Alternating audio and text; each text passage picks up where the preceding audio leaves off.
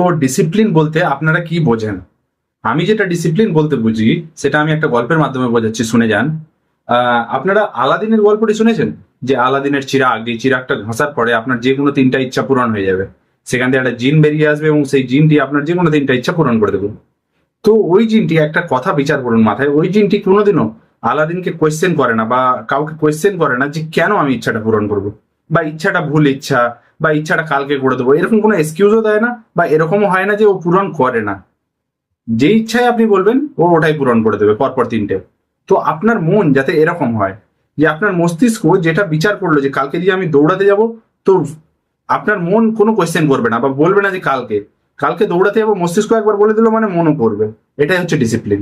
আপনার যেটা মস্তিষ্ক ভাবছে মন ওটাকে অবহেলা করছে না, বা আপনার বিচারকে মন অবহেলা করছে না, এটাই হচ্ছে ডিসিপ্লিন। তো এই গল্পটা দিয়ে আপনারা যদি শিখতে পারেন তো নিশ্চয়ই জানাবেন। আর আপনারা ডিসিপ্লিন বলতে কি বোঝেন আমাকে একটু কমেন্ট বক্সে জানাবেন। So think about it brother.